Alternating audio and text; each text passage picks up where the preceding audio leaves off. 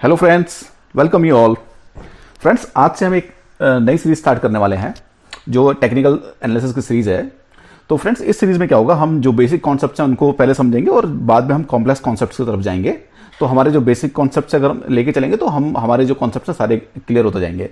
तो फ्रेंड्स, जब भी बेसिक कॉन्सेप्ट्स की बात आती है तो टेक्निकल एनालिसिस में सबसे पहले डाउ थ्योरी का जिक्र होता है, क्योंकि फ्रेंड्स ये जो थ्योरी है ये सबसे इंपॉर्टेंट थ्योरी है और ये सबसे बेसिक थ्योरी है। पूरा टेक्निकल एनालिस्ट ऑलमोस्ट इसी थ्योरी के ऊपर बेस है।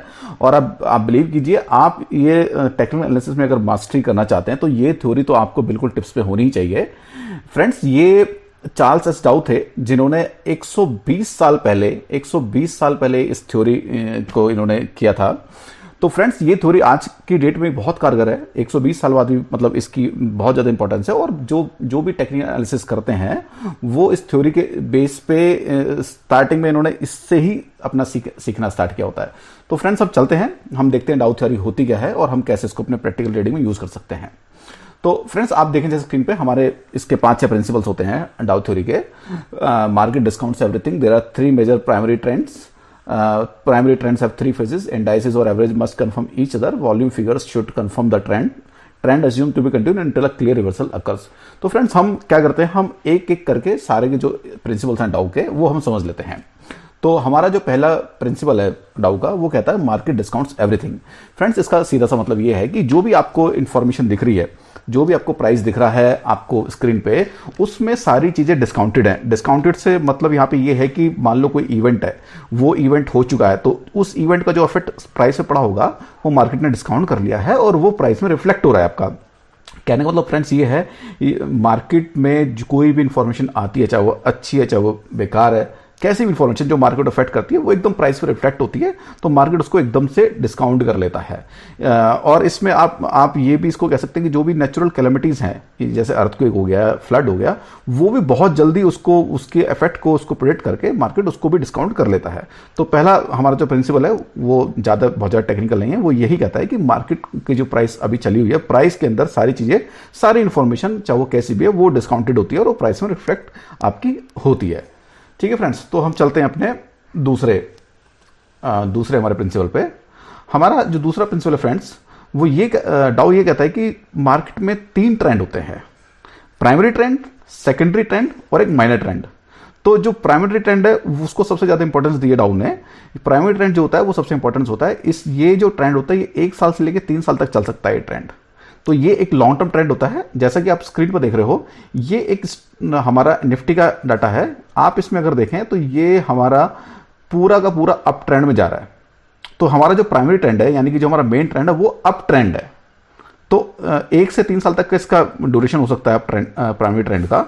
और इसमें क्या है, मार्केट कभी भी आपने फ्रेंड ध्यान देना है, एक जैसा मूवमेंट नहीं करता, एक जैसी मूवमेंट हमेशा ऊपर नहीं जाता।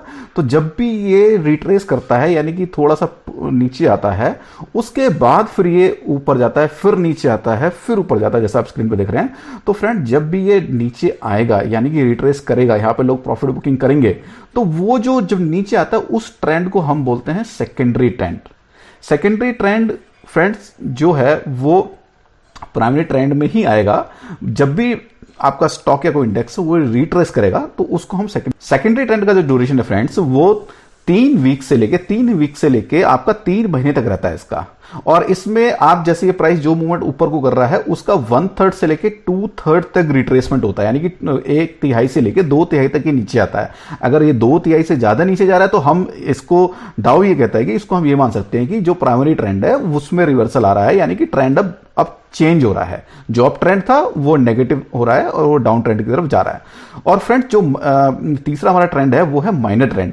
माइनर ट्रेंड कुछ नहीं है, सेकेंडरी ट्रेंड के अंदर जो ट्रेंड होते हैं उसमें छोटा मोटा जो पुल बैक होता है उसको हम माइनर ट्रेंड बोलते हैं। डाउन है जो माइनर ट्रेंड है, यानी कि वो बहुत शॉर्ट ड्यूरेशन है, वो कुछ 2-3 हफ्तों के लिए ही होता है, तो उसको इतनी इंपॉर्टेंस दी नहीं है अपने थ्योरी में। तो माइनर ट्रेंड कुछ नहीं है, सेकेंडरी ट्रेंड में ही, जैसे अभी ये सेकेंडरी ट्रेंड नीचे को दिखा रहा है, तो यहीं पे माइनर ट्रेंड होता है, वो थोड़ा सा ऊपर जाता है 2 4 5 10 दिन के लिए, हफ्ते के लिए, फिर बाद में वो अपना सेकेंडरी ट्रेंड को फॉलो करता है। फिर सेकेंडरी ट्रेंड जब खत्म हो जाता है अपना, ये रिट्रेसमेंट हो जाता है 1 तिहाई से 2 तिहाई तक, जब रिट्रेसमेंट हमारा खत्म हो जाता है, फिर दोबारा से ये प्राइमरी ट्रेंड की तरफ से स्टॉक बढ़ जाता है। तो जो इंपॉर्टेंस डाउ ने दी है वो सबसे ज्यादा प्राइमरी ट्रेंड को दी है, क्योंकि ये एक मेन ट्रेंड है। आपने अगर देख लिया कि भाई कोई भी स्टॉक या इंडाइसेस प्राइमरी ट्रेंड में है, तो आप उसको राइड कर सकते हैं। ठीक है फ्रेंड्स, तो हमारे 3 ट्रेंड हैं डाउ के हिसाब से, प्राइमरी, सेकेंडरी और माइनर। माइनर को इतनी इंपॉर्टेंस नहीं है, तो ये बता दिया मैंने आपको। अब हमारा जो आपका ये देखें, वो हमारा अब ट्रेंड था, ऐसे ही ये हमारा प्राइमरी ट्रेंड यहाँ पे डाउन ट्रेंड है। यानी कि इस वाले एग्जांपल में आप देखें तो हमारा जो ट्रेंड था वो अपवर्ड था, तो अपवर्ड में हमारा सेकेंडरी ट्रेंड जब ये ऊपर जाएगा तो नीचे आएगा, तो हमारा सेकेंडरी ट्रेंड यहाँ पे बनेगा। ऐसे ही जब हमारा स्टॉक डाउन ट्रेंड में है, तो यहाँ पे आप देखें स्टॉक पूरा डाउन ट्रेंड में है, और ये जैसे नीचे आता है फिर थोड़ा रिट्रेसमेंट करता है। अब जब यहाँ पे रिट्रेसमेंट करेगा तो ये हमारा सेकेंडरी ट्रेंड हो गया, इसको हम सेकेंडरी ट्रेंड बोलेंगे। फिर ये नीचे आएगा, फिर इसको करेगा। आप अगर ध्यान से दें तो यहाँ पे आप देखें जो हाइज हैं, ये लोअर हाइज बन रहे हैं, मतलब यहाँ पे एक हाई है, फिर यहाँ पे एक हाई है, उसके बाद यहाँ पे हाई है। तो ये एक निशानी है हमारे डाउन ट्रेंड की, जो हमारे हाईज हैं वो लोअर हाई बनने हैं, और जो लो है वो लोअर लो बनने हैं। ये भी एक हमारे डाउन ट्रेंड की निशानी है। तो डाउ के हिसाब से 3 ट्रेंड है हमारे।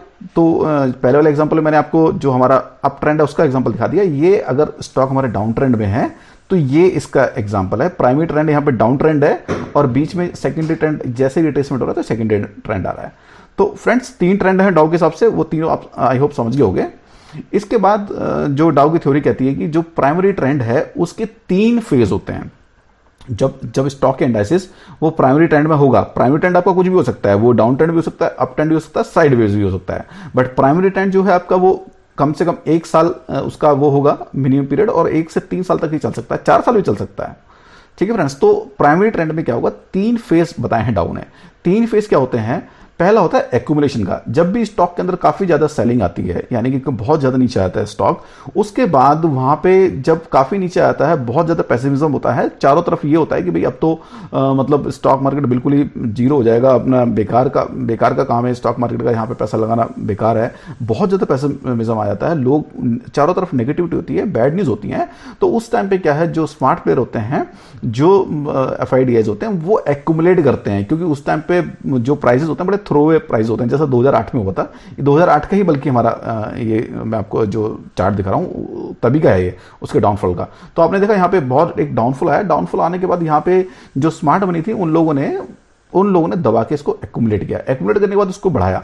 फिर यहाँ पे थोड़े टाइम बाद जब मार्केट रिवाइव करता है तो फिर पब्लिक पार्टिसिपेशन होती है, यानी कि जो रिटेल ट्रेडर्स होते हैं हम जैसे, वो लोग पार्टिसिपेट करना स्टार्ट कर देते हैं, ये सोच के कि चलो यार ठीक है, अब मार्केट में जो एक गंदा दौर था इकोनॉमी का, मार्केट का, वो अब खत्म हो चुका है, अब यहाँ पे हम अपनी बाइंग स्टार्ट कर देते हैं। तो जैसे ही वो यहाँ पे बाइंग स्टार्ट करते हैं, ये थोड़े टाइम तक चलता है, फिर उसके बाद एकदम से ओवर एक्साइटमेंट, यूफोरिया का एक फेज आता है कि अब तो सब कुछ अच्छा ही अच्छा है यार, मार्केट अब तो 20,000 पहुंच जाएगा, निफ्टी अब तो 30,000 हो जाएगा, अब तो मतलब हर किसी को लगता है कि मार्केट से बढ़िया कोई चीज नहीं है और इकोनॉमी बहुत अच्छी कर रही है, चारों तरफ पॉजिटिविटी होती है। उस टाइम पे ये ओवर एक्साइटमेंट का फेज आता है हमारा, जिसको पैनिक फेज, मतलब ओवर एक्साइटमेंट बोलेंगे, यूफोरिया बोलेंगे इसको हम। उसके बाद फिर ये ऊपर जाता है, फिर यहां से फिर एकदम से सेलिंग आ जाती है हमारी। इनकी जो स्मार्ट प्लेयर्स हैं वो अपनी प्रॉफिट बुकिंग करते हैं, फिर ये अपना यहाँ पे निकलने की अपनी तैयारी स्टार्ट कर देते हैं। तो डाउ के हिसाब से प्राइमरी ट्रेंड के अंदर हमारे 3 फेज होंगे, ये एक्यूमुलेशन, पब्लिक पार्टिसिपेशन, और ये हमारा ओवर एक्साइटमेंट। तो ये तो हमारा हो गया जब स्टॉक काफी ज्यादा नीचे आ गया है, नीचे आने के बाद एक्यूमुलेशन हुई है, यानी कि वो उन लोगों ने अपने एक तरह से वेयर हाउस को भरा है, अपनी बहुत ज्यादा उन्होंने बाइंग की है यहाँ पे स्मार्ट मनी ने, और वो फिर उसके बाद मार्केट को यहाँ से ऊपर ले गए। ऐसे ही फ्रेंड्स, ये जो बियर मार्केट है उसमें भी 3 फेज होंगे, वहां पे एक्यूमुलेशन था, यहाँ पे डिस्ट्रीब्यूशन है, और सेम पब्लिक पार्टिसिपेशन यहाँ पे भी है। वहां पे यूफोरिया था, बहुत ज्यादा ओवर एक्साइटमेंट था, यहाँ पे एकदम से पैनिक सेलिंग होती है।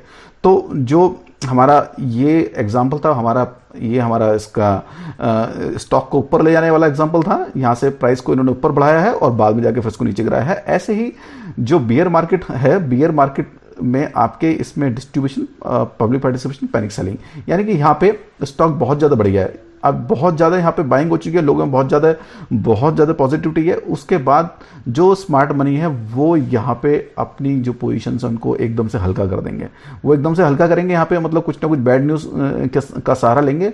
वो अपनी जो भी प्रॉफिट बुकिंग करने के बाद यहाँ पे फिर यहाँ पे पब्लिक पार्टिसिपेशन होगा, चारों तरफ नेगेटिविटी होगी, इकोनॉमी के डाटा सही नहीं होंगे, जो FIDs हैं वो सेलिंग कर रहे होंगे अपनी यहाँ पे पब्लिक पार्टिसिपेट करेगी और उसके बाद एकदम से फिर पैनिक आ जाएगा, चारों तरफ नेगेटिविटी होगी और पैनिक सेलिंग में एकदम से मार्केट नीचे आ जाएगा आपका। और इस तरह से फिर ये एक साइकिल है फ्रेंड्स, ये चलती रहती है मार्केट में। अगर आप देखें ना, जब भी कोई चीज बहुत ज्यादा बढ़ जाती है उसको गिरना होता है, क्योंकि प्रॉफिट बुकिंग इन लोगों ने करनी होती है FIDs ने। तो डाउ के हिसाब से आपका जो बियर मार्केट में है ये 3 फेजेस हैं, डिस्ट्रीब्यूशन, पार्टिसिपेशन और पैनिक सेलिंग।